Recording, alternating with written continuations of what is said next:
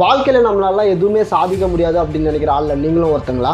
எனக்கு கை இல்லை, கால் இல்லை, எனக்கு கண்ணு சரியாக தெரியாது, காது சரியாக கேட்காது, என்னெல்லாம் போய் என்ன சாதிக்க முடியும் அப்படின்னு நினைக்கிற ஆள்ல நீங்களும் ஒருத்தங்களா? கண்டிப்பாக இன்றைக்கி நான் சொல்ல போகிற உங்களோட ஸ்டோரி உங்களோட இந்த எண்ணத்தை மாற்றும்.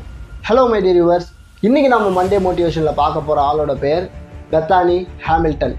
மை டியர் வியூவர்ஸ், நம்ம சேனலில் ஏற்கனவே பிறக்கும் போதே கை கால் இல்லாமல் பிறந்த நிக் வுஜிசிக் எப்படி அவரோட வாழ்க்கையில் சாதிச்சாரு அப்படின்ற கதையை ஏற்கனவே நம்ம பார்த்துருக்கோம். ஆனால் பெத்தானி ஹாமில்டன் பிறக்கும் போது நல்ல கை கால்களோட ஆரோக்கியமான குழந்தையா பிறந்து 13 வயசு வரைக்கும் அந்த கை கால்களோட உதவிகளோட வளர்ந்துட்டு தனக்கு 13 வயசு ஆகும்போது ஒரு ஆக்சிடெண்ட்டில் தன்னோட ஒரு கையை இழந்து தன் வாழ்நாளில் சாதிக்கணும்னு நினச்ச சர்ஃபிங் போர்டை இனிமேல் உங்களால் சர்ஃப் பண்ணவே முடியாது அப்படின்னு சொல்லி டாக்டர் சொல்ல, அதிலிருந்தெல்லாம் மீண்டு தன்னோட தன்னம்பிக்கையும் கடவுள் நம்பிக்கையும் வச்சு அந்த சர்ஃபிங்கில் எப்படி சாதிச்சாங்க அப்படின்ற இந்த சாதனை பெண்ணோட சரித்திர கதையை தான் இன்றைக்கி நம்ம பார்க்க போகிறோம். Let's get started.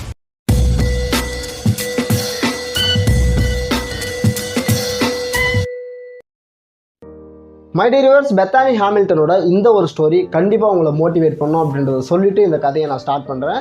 February 8, 1990 அமெரிக்காவில் இருக்கக்கூடிய ஹவாய் தீவுகளில் தான் டாம் அண்ட் ஜெரி ஹாமில்டன் பேரண்ட்ஸுக்கு 3வது மகளாக பெத்தானி ஹாமில்டன் பிறக்கிறாங்க. பிறக்கும்போது இவங்களுக்கு 2 அண்ணனுங்க இருக்காங்க. 3 வயசு ஆகும்போது இவங்க சர்ஃபிங் அப்படின்னு சொல்லப்படுற அலைசருக்கு விளையாட்டு அப்படின்னு சொல்லுவாங்க, அதை பழகிறாங்க. தனக்கு 8 வயசு ஆகும்போதே இந்த அலைசருக்கு விளையாட்டுகளில் ப்ரொஃபஷ்னலான போட்டிகளில் பங்கேற்க ஆரம்பிக்கிறாங்க. பெத்தானிக்கு சின்ன வயசுலேருந்தே ஒரு கனவு என்ன அப்படின்னு சொல்லிட்டு பார்த்தோன்னா, இந்த சர்ஃபிங்கில் ஏதாவது பெருசாக சாதிக்கணும் அப்படின்றது அவங்களோட ஒரு கனவு. இது ஒரு கனவை கையில் எடுத்துக்கிட்டு வளர்கிற பெத்தானி ஹாமில்டன் October 31, 2003 அவங்களுக்கு 13 வயசு ஆகும்போது அவங்க அப்பா அப்புறம் அவங்களோட பெஸ்ட் ஃப்ரெண்ட் அலானா இவங்க 2 பேரையும் கூப்பிட்டுக்கிட்டு ஹவாயில் இருக்கக்கூடிய டனல்ஸ் பீச்சுக்கு காலையில் நேரத்தில் விளையாடுறதுக்காக போகிறாங்க. அப்படி விளையாடுறதுக்கு போகும்போது அவங்க அப்பா பீச்சில் இருக்காரு. ஹாமில்டனும் அவங்களோட பெஸ்ட் ஃப்ரெண்டான அலானாவும் அவங்களோட சர்ஃபிங் போர்டில் கடலுக்குள்ளே படுத்துட்டு இருக்காங்க. அப்படி படுத்துட்டு இருந்த ஹாமில்டனை ஒரு 14 அடி tiger shark is one of the most ferocious animal in the sea அப்படின்னு சொல்லுவாங்க. அந்த அளவுக்கு மோசமான ஒரு டைகர் ஷார்க் அமைதியாக ஜாலியாக அவங்க ஃப்ரெண்டு கூட பேசிகிட்டு இருந்த ஹாமில்டனை அட்டாக் பண்ணுது. ஹாமில்டனுக்கு என்ன நடக்குது அப்படின்னு சொல்லிட்டு அவங்க புரிஞ்சுக்கிறதுக்குள்ளவே கண்ணு மிக்கிற நேரத்தில் ஹாமில்டனோட லெஃப்ட் ஹேண்டை அவங்களோட உடம்புலேருந்து தனியாக பிச்சு எடுத்துக்கிட்டு அந்த டைகர் ஷார்க் கடலுக்குள்ளே போயிடுது. ஹாமில்டனை சுற்றி ப்ளூ கலரில் இருந்த கடல் ஃபுல்லாக ரத்த கலரில் மாறுது. இது எல்லாமே கரையிலேருந்து பார்த்துட்டு இருந்த ஹாமில்டனோட அப்பா பதறி போய் டக்குன்னு தன்னோட பொண்ணை கரைக்கு கூப்பிட்டு பார்த்தா அவங்க மயங்கி நிலையில் இருக்காங்க. பதறி போன ஹாமில்டனோட ஃபாதர் டக்குன்னு பக்கத்தில் இருக்கக்கூடிய விஸ்காஸ் ஹாஸ்பிட்டலுக்கு அவங்கள கூப்பிட்டு போகிறாங்க. ஹாஸ்பிட்டலுக்கு கூப்பிட்டு போகும்போது அவங்க அன்கான்ஷியஸாக இருக்காங்க. அது மட்டும் இல்லாமல் அவங்களோட உடம்புல இருந்து கிட்டத்தட்ட 60% ரத்தம்ன்றது லாஸ் ஆகிருக்கு. அவங்களுக்கு இமீடியட்டாக சர்ஜரி பண்ணி ஆகணும். அது மட்டும் இல்லாமல் அவங்களுக்கு இமீடியட்டாக பிளட்டும் ஏற்றி ஆகணும் அப்படின்னு சொல்லிட்டு டாக்டர் சொல்கிறாங்க. இமீடியட்டாக அது எல்லாத்துக்கும் அரேஞ்ச் பண்ணுறாங்க. நல்லபடியாக அவங்களோட உயிரையும் காப்பாற்றிடுறாங்க. இதில் இன்ட்ரெஸ்டிங்கான விஷயம் என்ன அப்படின்னு சொல்லிட்டு பார்த்தோன்னா, அவங்கள ஹாஸ்பிட்டலில் அட்மிட் பண்ண அதே டேட்டில் தான் ஹாமில்டனோட அப்பாவுக்கு முழங்காலில் ஏதோ சர்ஜரி பண்ணணும் அப்படின்னு சொல்லிட்டு ஹாமில்டனை அட்மிட் பண்ணியிருக்க அதே ஹாஸ்பிட்டலில் ஆப்ரேஷனுக்கு டேட்டும் கொடுத்துருந்தாங்க. பட் அதே டேட்டில் அவங்களோட பொண்ணு ஒரு ஷார்க்கால் அட்டாக் பண்ணப்பட்டு உயிருக்கு போராடுற நிலைமையில கொண்டு அந்த ஹாஸ்பிட்டலில் சேர்த்திருந்தாங்க. நல்ல வேலையாக ஆப்ரேஷன்லாம் முடிஞ்சு அவங்களுக்கு ரத்தம்லாம் ஏற்றி அவங்களோட உயிரை டாக்டர்ஸ் காப்பாற்றிடுறாங்க. பட் பெத்தானி ஹாமில்டன் கண் முழிச்சு பார்க்கும்போது டாக்டர்ஸ் அவங்களுக்கு அதிர்ச்சிகரமான ஒரு தகவலை கையோடு வச்சுட்டு நிற்கிறாங்க. அது என்ன அப்படின்னு சொல்லிட்டு பார்த்தோன்னா, ஹாமில்டன் சாதிக்கணும்னு நினச்ச சர்ஃபிங்கை இனிமேல் அவங்களால பண்ண முடியாது. பிகாஸ் அவங்களோட லெஃப்ட் ஹேண்டுன்றது இப்போ அவங்களோட உடம்புல இல்லை அப்படின்ற காரணத்தினால அவங்களால இனிமேல் சர்ஃபிங் பண்ண முடியாது அப்படின்னு சொல்லிட்டு டாக்டர் சொல்கிறாங்க. கைன்றது சர்ஃபிங் பண்ணுறதுக்கு ரொம்பவே முக்கியம். அப்போ தான் பேலன்ஸ் பண்ணி அந்த கடல் அலைகளுக்கு எதிராக அவங்களோட சர்ஃபிங் போர்டில் ஒரு சர்ஃபரால் ஸ்டேபிளாக நிற்க முடியும். கை இல்லைன்னா அங்கே பேலன்ஸ் பண்ணுறது ரொம்பவே கஷ்டம். அதனால் டாக்டர்ஸ் இனிமேல் உங்களால் சர்ஃபிங் பண்ண முடியாது அப்படின்னு சொல்லிட்டு பெத்தானி கிட்ட சொல்லிடுறாங்க. அவங்க அப்பாவும் இனிமேல் என் பொண்ணு சர்ஃபிங் பண்ண மாட்டா அப்படின்னு சொல்லிடுறாரு.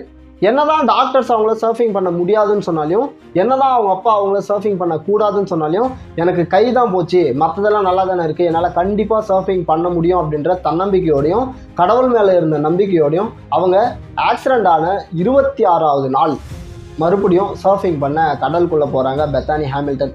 இங்கே தான் பெத்தானி ஹாமில்டனுக்கும் மற்றவங்களும் இருக்கக்கூடிய வித்தியாசத்தை நம்மளால் பார்க்க முடியும். அது மட்டும் இல்லாமல் அவங்க தன்னம்பிக்கையோட உச்சம் எந்த அளவுக்கு இருக்குது அப்படின்றது நம்மளால் உணர முடியும். என்ன அப்படின்னு சொல்லிட்டு பார்த்தோன்னா, பிறந்து ஆரோக்கியமான கை கால்களோட 13 வருஷம் வளர்ந்து அந்த கை கால்களோட உதவியோட அத்தனை நாள் எல்லா வேலையும் செஞ்சுட்டு திடீர்னு தான் கூட 13 வருஷமா இருந்த ஒரு கையை காணோம் அப்படின்னு சொன்னால் அந்த அதிர்ச்சியிலிருந்து வெளியே வர்றதுக்கே பல பேருக்கு பல மாதங்கள் ஆகலாம், சில பேருக்கு வருட கணக்கும் ஆகலாம். ஆனால் 13 வயசே ஆகக்கூடிய ஒரு சிறுமி கடல்லே one of the most ferocious shark அப்படின்னு சொல்லப்படுற டைகர் ஷார்க்னால அட்டாக் பண்ணப்பட்டு 13 வருஷமா தான் கூட இருந்த லெஃப்ட் ஹேண்டை இழந்து இனிமே உன்னால சர்ஃபிங் பண்ண முடியாதுன்னு டாக்டர் சொல்ல, இனிமே நீ சர்ஃபிங் பண்ணக்கூடாதுன்னு அவங்க அப்பா சொல்ல, என்னால் சர்ஃபிங் பண்ண முடியும், எனக்கு கையிலன்னா என்ன, எனக்கு நம்பிக்கை இருக்குது அப்படின்னு சொல்லிட்டு ஆக்சிடென்ட் ஆன நாள்ல இருந்து எண்ணி 26வது நாள் நவம்பர் 26, 2003 மறுபடியும் சர்ஃபிங் பண்ண போறேன்னு சொல்லிட்டு கடலுக்குள்ள சர்ஃபிங் போர்டோட போறா பெத்தானி ஹாமில்டன். இதுதான் அவ தன்னம்பிக்கையோட எடுத்துக்காட்டு, அவ தன்னம்பிக்கையோட உச்சம். அவளால் இனிமேல் சர்ஃபிங் பண்ண முடியாதுன்னு சொன்னவங்களுக்கு அவள் காட்டக்கூடிய பாடமும் இதுதான். எண்ணி 2 மாதத்தில் ஜனவரி 10, 2004 ப்ரொஃபஷ்னலான போட்டிகளில் பங்கேற்கவும் ஆரம்பிக்கிறாங்க பெத்தானி ஹாமில்டன். அவங்கள பார்த்து அத்தனை பேரும் ஆச்சரியப்படுறாங்க. ஒரு கை இல்லாமல் இவளால் சர்ஃபிங்கே பண்ண முடியாது, இவெல்லாம் சும்மா போவேல தவிர இவளால் ஜெயிக்க முடியாது அப்படின்னு சொல்லிட்டு பல பேர் பேசினாலையும் என்னால் சர்ஃபிங் பண்ண முடியும், என்னால் ஜெயிக்க முடியும் அப்படின்னு சொல்லிட்டு சர்ஃபிங் பண்ணி அதில் ஜெயிச்சு காட்டினவங்க தான் பெத்தானி ஹாமில்டன். பெத்தானி ஹாமில்டனோட இந்த தன்னம்பிக்கையான ஸ்டோரி பல பேருக்கு பாடமாக இருக்கணும், பல பேருக்கு மோட்டிவேஷனாக இருக்கணும் அப்படின்ற காரணத்துக்காக ஷார்க் அட்டாக் பண்ணப்ப அவங்க யூஸ் பண்ண அந்த சர்ஃபிங் போர்டையும் அவங்க போட்டிருந்த அந்த ஸ்விம்மிங் ட்ரெஸ்ஸையும் கலிஃபோர்னியா மியூசியத்தில் காட்சிக்காக வைக்கப்பட்டிருக்கிறது. மை டியர்ஸ், ஒரு கை போனாலையும் பரவாயில்ல, என்னோட கனவுல நான் சாதிப்பேன் அப்படின்னு சொல்லிட்டு சர்ஃபிங்கில் சாதித்த பெத்தானி ஹாமில்டன் 2004 அவங்களோட கதையை ஒரு ஆட்டோபயோகிராஃபி ஸ்டோரியாக எழுதி ஒரு புக்காக பப்ளிஷ் பண்ணுறாங்க. Soul surfer a true story of faith family அப்படின்னு சொல்லிட்டு. இந்த புக்கு உலக அளவில் one of the most selling புக்காக இன்னைக்கு வரைக்குமே இருந்துட்டு இருக்கு. இந்த புக்கை பேஸ் பண்ணி 2011 சோல் சர்ஃபர் அப்படின்னு சொல்லப்படுற ஒரு படத்தையும் எடுத்திருக்காங்க. அந்த படமும் சக்கப்போடு போட்டிருக்கு.